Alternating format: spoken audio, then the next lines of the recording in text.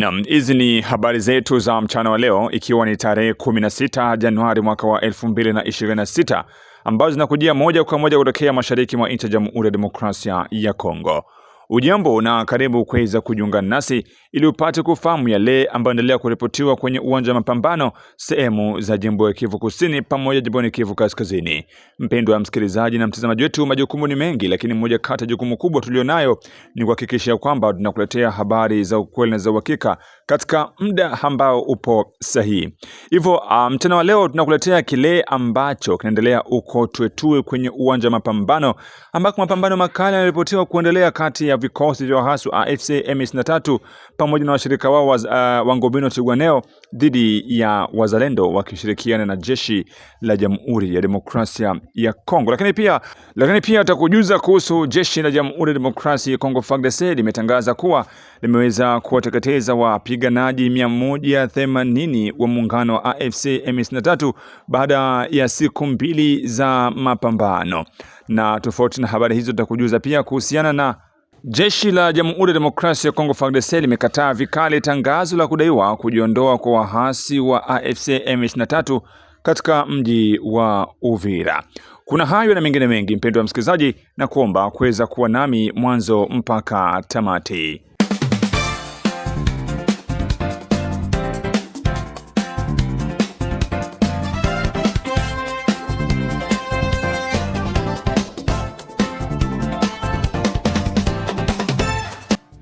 Naam, bila shaka natumai kwamba utakuwa salamu salimini popote ambako unaendelea kutusikiliza kwa muda na saa kama hizi. Na sasa tufungue ukurasa wetu wa habari za mchana wa leo na habari kutoka huko Tuetue ndani ya sekta ya Itombwe tarafani Mwenga, ambako mapambano makali yanaendelea kuripotiwa katika eneo la Tuetue lililopo katika sekta ya Itombwe, eneo la Mwenga, mkoani Kivu Kusini, kati ya waasi wa Ngobino Twirwaneho, Red Tabara, washirika wa AFC M23 na jeshi la Jamhuri ya Demokrasia ya Kongo FARDC linaloungwa mkono na wapiganaji wazalendo.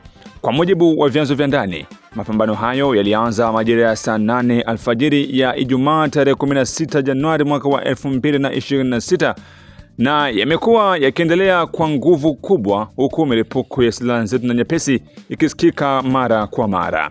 Hadi kufikia sasa, sauti ya risasi na mabomu bado zinaendelea kusikika katika nyanda za juu ya Fizi na Uvira, hali inayoashiria kuwa hali ya usalama bado ni tete katika maeneo hayo. Wakati wa vijiji jirani wameripoti ya hofu mkubwa, huku baadhi yao wakilazimika kukimbia makazi yao kutafuta usalama maeneo mengine. Vyanzo vya kiusalama vinaeleza kuwa mapigano hayo yanahusisha silaha nzito, jambo linaloongeza hatari kubwa kwa raia, hasa wale wanaoishi katika maeneo ya vijijini na nyanda za juu ambako miundombinu ya ujenzi wa raia ni hafifu. Kwa upande mwingine, jana waasi wa M23 walifanikiwa kuchukua udhibiti wa eneo la kimikakati la Buruta pamoja na Pwenzeo, maeneo yaliyopo kati ya Mukera na Minembwe katika eneo la Fizi. Kudhibitiwa kwa maeneo hayo kunachukuliwa kuwa na umuhimu mkubwa wa kijeshi, kwani ni njia muhimu za mawasiliano na harakati katika nyanda za juu za kusini mwa Kivu. Wachambuzi wa masuala ya usalama wanaonya kuwa kuendelea kwa mapigano katika eneo la Itombwe, Fizi na Uvira kunaweza kupanua wigo wa mzozo na kuathiri zaidi usalama wa raia, harakati za wakimbizi pamoja na juhudi za amani zinazoendelea katika eneo la Maziwa Makuu. Kwa sasa hakuna taarifa rasmi kuhusu idadi ya vifo au majeruhi, huku vyanzo vya ndani vikisema kuwa hali bado inabadilika kwa kasi. Mashirika ya kibinadamu na wadau wa usalama wanaendelea kufuatilia kwa karibu taarifa hizi ili kuja kuleta matokeo mengine hapo baadaye. Mpendwa msikilizaji na mtazamaji wetu, hizi ni za moja kwa moja kutoka kwenye uwanja wa vita. Wazalendo pamoja na jeshi la Jamhuri ya Demokrasia ya Kongo walazimika kurudi nyuma kidogo baada ya mashambulizi yaliyoripotiwa hiyo jana, lakini wameahidi ya kwamba watakuja na watahakikisha kwamba wanakomboa maeneo hayo ambako waasi walionekana kuingia hiyo jana tarehe 15 Januari mwaka wa 2026.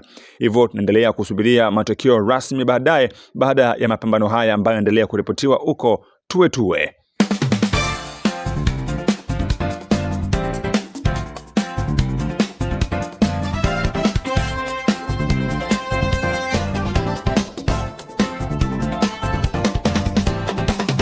Uvira.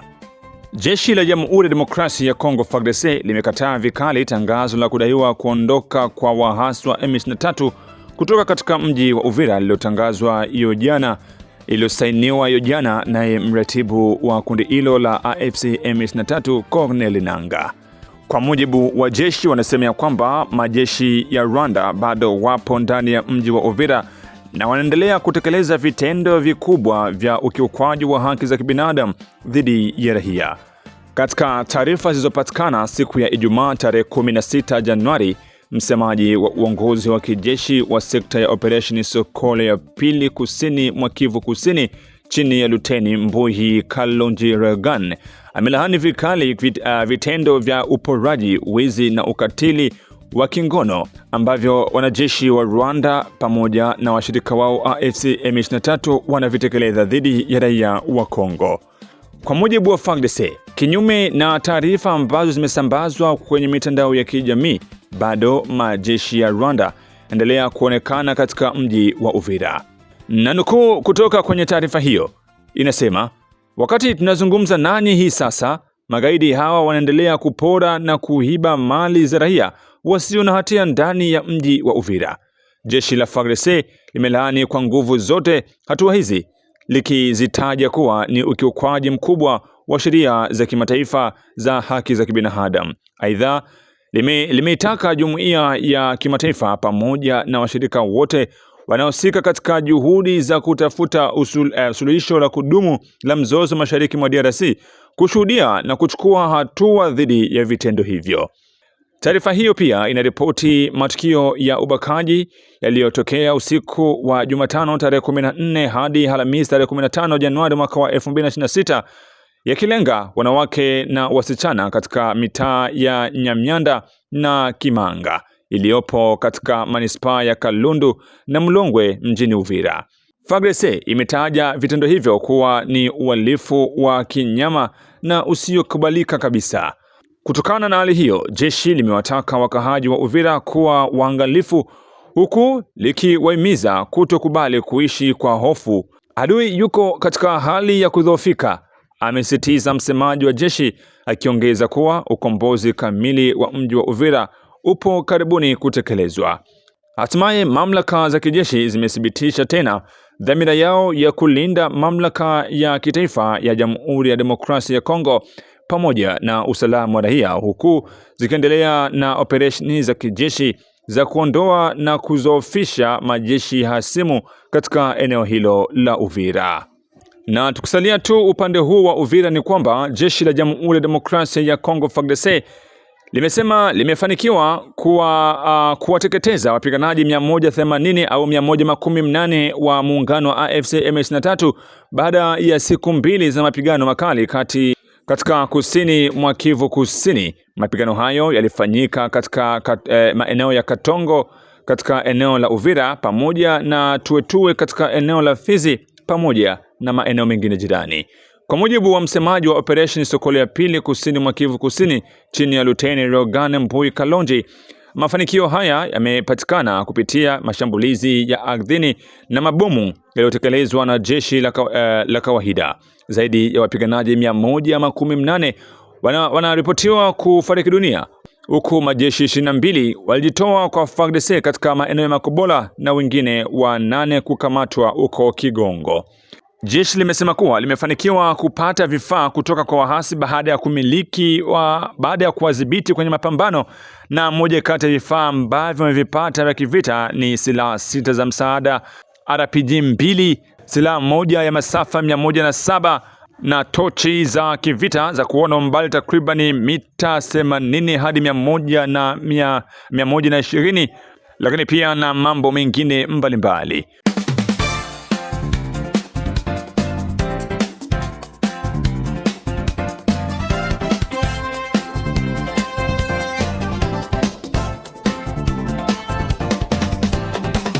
Lemera. Licha ya wito unaoendelea wa kusitisha mapigano kati ya majeshi ya serikali na waasi wa AFC M23 katika maeneo ya mapigano ya Kivu Kaskazini na Kivu Kusini, pande zinahusika bado zinaendelea na harakati za kijeshi uwanjani. Katika hali hiyo, waasi wa AFC M23 waliingia Alhamisi tarehe 15 Januari mwaka wa 2026 katika kijiji cha Lemera kilichopo katika utawala wa kimila wa Bafulero kwenye nyanza za juu za eneo la Uvira mkoani Kivu Kusini. Kwa mujibu wa taarifa kutoka eneo la tukio, makundi ya waasi yalionekana tangu asubuhi baada ya mapigano makali dhidi ya wanamgambo wa Zalendo katika kijiji hicho ambacho kiko katika nyanza za kati za Uvira. Vyanzo vya ndani vinasema kuwa waasi hao walivuka na kuzunguka kupitia vijiji kadhaa vikiwemo Kaziba, Langala na Rubanga kwa lengo la kufikia kijiji hicho cha Lemera. Chanzo kimoja kutoka asasi za kiraia katika eneo hilo kimenukuliwa ikisema kuwa waasi walipitia Langala na Rubanga kabla ya kugawanyika katika makundi mawili. Kundi moja lilielekea Kidote na lingine kuelekea upande wa Nakandongo. Taarifa hii imethibitishwa na vyanzo vingine kadhaa vya ndani ya eneo hilo ambavyo vimeeleza mwenendo huo wa harakati za waasi. Kijiografia, Lemera ni kijiji kilichopo takribani kilomita 30 kutoka Bwegera mara baada ya Luvungi unapofuata barabara kuu ya kitaifa nambari 5. Njia hiyo hupitia vijiji vya Kiringe na Mutiri, Rubanga, Mweso, Bweso Kumrazi na Kidote. Kijiji cha Lemera kina umuhimu wa kihistoria na kiishara katika eneo la Uvira kwa kuwa kiliwahi kuwa kituo cha mafunzo ya kijeshi kwa waasi wa AFDL wakati wa vita vya awali nchini Jamhuri ya Demokrasia ya Kongo. Kwa mujibu wa wachambuzi na waangalizi kadhaa wa hali ya usalama, kudhibitiwa kwa Lemera kunaweza kufungua njia kwa waasi kuelekea maeneo ya Mulenge na Katala yaliyopo katika nyanza za juu ya Uvira, jambo linaloweza kuzua wasiwasi mkubwa na kuongeza mgogoro katika eneo hilo.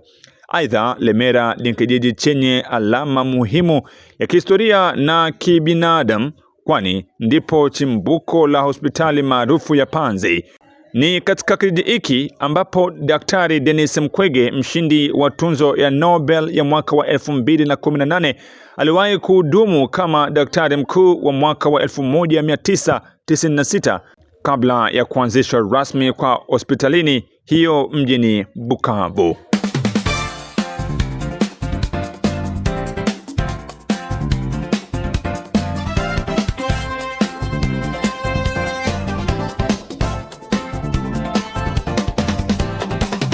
Na hapo ndipo tunaweka nukta katika habari zetu kwa ufupi mchana wa leo, mpendwa msikilizaji, na kusihi kuendelea kwa nasi ili tuendelee kupatia matukio yote ambayo yanaendelea kuripotiwa huko kwenye uwanja wa vita katika eneo la Tuetue, lakini pia maeneo mengine, na kusihi kusubscribe, kucomment na kushare ili endelee kupata habari zetu za kila saa na kila sekunde. Mwisho wa taarifa hii ni mwanzo wa habari zingine za hapo baadaye. Kwa hivyo nakusihi kuwa nami tena katika habari zetu za hapo baadaye. Kwa heri.